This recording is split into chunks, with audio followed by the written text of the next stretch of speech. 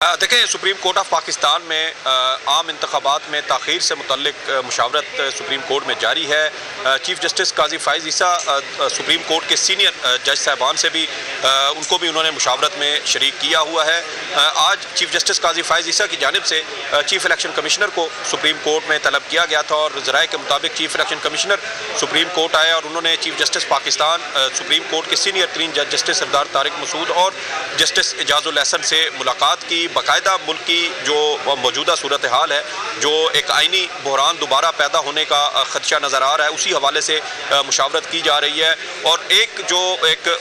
आसान ऑप्शन इस तमाम मामले से निकलने के लिए नज़र आता है, वो ये है कि election commission of Pakistan Islamabad high court और लाहौर हाई कोर्ट के उन आर्डर्स के ख़िलाफ़ सुप्रीम कोर्ट में दरख्वास्त दायर करे और उस दरख्वास्त में सुप्रीम कोर्ट से इन हाई कोर्ट्स के जो अहकामात हैं, जैसे लाहौर हाई कोर्ट ने इलेक्शन कमीशन का जो DROs तैनात करने का मामला था उसके ऊपर हुक्म इम्तना दिया था, तो उसको जो है वो कलअदम करार दिया जाए, जिसके बाद इलेक्शन कमीशन को ये दोबारा ये इख्तियार हासिल हो जाएगा कि वो जो एक ट्रेनिंग सेशन जारी था आम इंतखाबात के रिटर्निंग अफसरान और डिस्ट्रिक्ट रिटर्निंग अफसरान के हवाले से, तो उसको दोबारा उसको बहाल किया जा सकता है, उसको दोबारा शुरू किया जा सकता है। और जब ये ट्रेनिंग सेशन अगर ये बहाल हो जाता है तो फिर उसके बाद इलेक्शन कमीशन जो आम इंतखाबात का शेड्यूल है वो जारी करने की पोजीशन में होगा, क्योंकि अगर आम इंतखाबात का शेड्यूल जारी करवा भी दिया जाए इलेक्शन कमीशन से तो उसके फौरी बाद तो जो इलेक्शन के मुख्तलिफ मराहिल हैं वो शुरू हो जाएंगे, जिसमें आम आवाम के लिए नोटिस का इजरा होगा, फिर जो कागजात नामजदगी है वो वसूली होगी, उसके बाद वो कागजात नामजदगी इलेक्शन कमीशन को जमा करवाए जाएंगे। तो इलेक्शन कमीशन के जो कागजात नामजदगी जमा करवाने का मामला है वो भी रिटर्निंग अफसरान और डिस्ट्रिक्ट रिटर्निंग अफसरान और उन तमाम इलेक्शन के अमल का हिस्सा अफसरान की जानिब से ही वो जमा किए जाने हैं और उसके ऊपर फिर वो बाकायदा स्क्रूटनी होगी। तो मुख्तलिफ ऐसे मराहिल हैं, 11 के करीब ये मराहिल बनते हैं इलेक्शन शेड्यूल के, जो उसी सूरत मुकम्मल हो सकते हैं जब ये तमाम इलेक्शन अमला जो है वो मौजूद हो, वो तैनात हो और वो अपनी जिम्मेदारियां अदा कर रहा हो। यहाँ पर किसी हद तक ये जो जिम्मेदारी है इस तमाम तर बहरान की वो इलेक्शन कमीशन के ऊपर भी आयद होती है कि इलेक्शन कमीशन बर वक्त अदलिया के साथ उस तरह की ख़तो किताबत नहीं कर सका, जिसकी वजह से ये बहरान जो है वो पैदा होता हुआ हमें नज़र आ रहा है। इलेक्शन कमीशन की जानिब से जुलाई के महीने में ऐसे ख़तो किताबत की गई थी लाहौर हाई कोर्ट के रजिस्ट्रार के साथ, जिसमें लाहौर हाई कोर्ट के रजिस्ट्रार से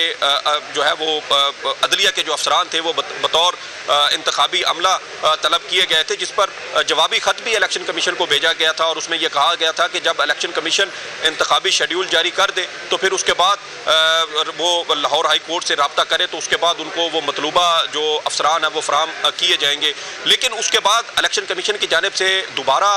लाहौर हाई कोर्ट से किसी किस्म का कोई रब्ता जो है वो सामने नहीं आता कि दोबारा इलेक्शन कमीशन ने रब्ता किया हो। ये अगस्त में आखिरी ख़तो किताबत हुई थी और अगस्त से लेके अब देखें तकरीबन ये 4 माह का वक्त बनता है, तो ये 4 महीने इलेक्शन कमीशन क्या करता रहा, ये अपनी जगह एक सवाल मौजूद है और इलेक्शन कमीशन को इस हवाले से जवाब भी देना चाहिए कि 4 महीने के दौरान अगर दोबारा अदलिया के साथ इस मामले पर कोई मुशावरत कर ली जाती तो फिर जो है ये मसला हल हो सकता था, ये मसला खड़ा ही ना होता। दूसरा एक और जो एतराज़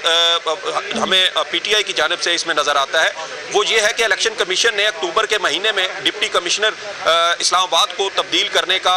जो है वो हुक्म दिया था, लेकिन अब देखें कि अक्टूबर में डिप्टी कमिश्नर को तब्दील करने का हुक्म दिया गया, लेकिन जो है वो नवंबर के आखिर में या ये दिसंबर के शुरू में इलेक्शन कमीशन ऑफ पाकिस्तान की जानिब से उसी डिप्टी कमिश्नर इस्लामाबाद को रिटर्निंग अफसर तैनात कर दिया गया। तो इस तरह की गलतियां इलेक्शन कमीशन ऑफ पाकिस्तान ने खुद भी की हैं, जिसकी वजह से जो दीगर सियासी जमातें हैं वो इलेक्शन कमीशन के इस कंडक्ट के ऊपर उंगलियां उठा रही हैं और प्री पोल रिगिंग के इल्जामात भी जो है वो सामने आ रहे हैं। अच्छा, अगर इलेक्शन कमीशन अपने कहा जा रहा है कि जो इलेक्शन कमीशन की अपील आएगी तो उसके बाद सुप्रीम कोर्ट का बेंच तश्कील दिया जाएगा, ये अपील कब तक कर दी जाएगी, क्या आज ही की जाएगी या इस पर भी अभी डिले आएगा ताकि इंतखाबात फिर से डिले का शिकार हो जाए? देखें, ये जो अपील है ये आज ही दायर किए जाने का इम्कान है। इसके ऊपर अब काफ़ी वक्त तो गुजर चुका है। मुमकिन तौर पर शायद वो अपील तैयारी के मराहिल में हो या तैयार हो चुकी हो। चीफ जस्टिस काजी फायज ईसा ने आज रात बैरून मुल्क भी रवाना होना है। वजारत कानून की जानिब से कायम मकाम चीफ जस्टिस सरदार तारिक मसूद साहब की जो तैनाती का नोटिफिकेशन भी बाकायदा जारी कर दिया गया है। तो इम्कान तो यही है कि इलेक्शन कमीशन ठीक है, हमारे साथ ही मौजूद रहिएगा। अभी सईद बलोच आप यशवीन जमाल का रुख करते हैं। यशवीन, आज जैसा का बताया हमारे नुमाइंदे ने कि सरदार तारिक मसूद को कायम मकाम चीफ जस्टिस मुकर्रर किया गया है और चीफ जस्टिस काजी फायज ईसा ने आज बैरून मुल्क पे रवाना होने। अब क्या लगता है आपको कि क्या ये जो आज समाअत है आज ही की जाएगी, केस मुकर्रर किया जाएगा समाअत के लिए आज ही, या इसमें डिले आ जाएगा, इसी वजह से इनको मुकर्रर किया गया? नहीं, देखिए, वो तो खैर जो रूटीन के मामला हैं उनको भी देखने के लिए जाहिर है अगर वो जा रहे हैं तो किसी न किसी ने मुकर्रर होना था।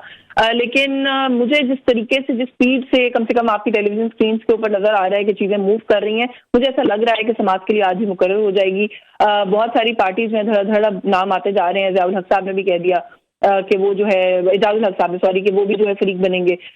तो ये मुझे लग रहा है कि ये मसला जो है ये अर्जेंटली टेकअप होने का आज इम्कान है, क्योंकि खबरें और जराए कुछ लोगों से मैंने भी पता किया है, यही बात सामने आ रही है कि ये अभी जो जज की मुलाकात है इसके फौरन बाद ही अपील जो है फाइल कर दी जाएगी। जाहिर है अपील की तैयारी और उसके भी कुछ मराहिल होते हैं, उसमें कुछ वक्त लग जाता है, लेकिन शायद थोड़ा सा it might be a long day for all of us today. ये शायद आज ही इसका कोई ना कोई, मुझे लग रहा है, हो सकता है कि इसके ऊपर कोई ना कोई हतमी बात सामने आ सकती है।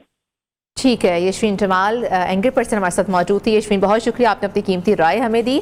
जावेद बलोच चाहते हैं। जावेद बलोच, आपको क्या लगता है, यशवीन ने जिस तरह से कहा कि जितनी स्पीड अप ये चीज़ें हो रही हैं, तेज़ी से हुए जा रही हैं, तो उम्मीद तो हम भी यही कर रहे हैं कि आज ही इस केस को समाअत के लिए मुकर्रर कर दिया जाएगा। और अब ये जो अपील करनी है इलेक्शन कमीशन की जानिब से, वो कब तक कर दी जाएगी? क्या आज ही कर दी जाएगी या उसमें भी कोई डिले अभी है? क्योंकि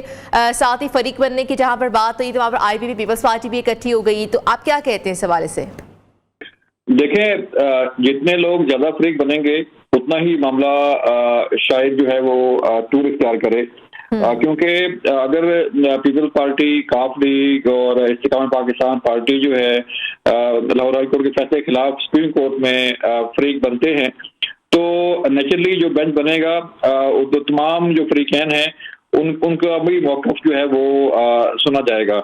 तो अगर एक एक पार्टी का मौक़िफ़ जो है वो सुप्रीम कोर्ट का बेंच जो है वो सुनने लग जाए, और ये पॉसिबल शायद ना हो कि तमाम फरीकैन को जो है वो वन गो में सुन के तो फैसला फौरी कर दिया जाए। तो अगर जरी बात है, तमाम फरीकैन ने अपना मौक़िफ़ जो है वो पेश करना है और अपना मौक़िफ़ जो है वो उनका मौक़िफ़ सुन के ही फैसला कोई होना है। तो अगर ये मामला उस तरफ चला गया तो फिर शायद फैसला जो है इस केस का वो इतनी जल्दी ना आ सके। और अगर ये फैसला जो है वो डिले होता है, और जैसे कि लाहौर हाई कोर्ट का लार्जर बेंच उसने समाअत जो है वो मुकर्रर की है 18 दिसंबर को, अपील वाले दिन, और अगर ये एप्लीकेशन दायर होती है थोड़ी देर में और इस पर बेंच बनता है और जो बाकी पार्टियां हैं वो फ्रीक बनती हैं, तो फिर शायद ये मामला इतना जल्दी जो है वो इसका फैसला ना हो पाए। लीगल जो माहिरीन है, कानूनी माहिरीन, वो बेहतर बता सकते हैं, लेकिन जो मुझे लग रहा है, जो प्रोसीजर हम देखते हैं डेली, जो कोर्ट का प्रोसीजर होता है, वो जाहिर बात है तमाम पार्टियों का मौक़िफ़ सुन के, उनके दलाइल सुन के ही फैसला करते हैं।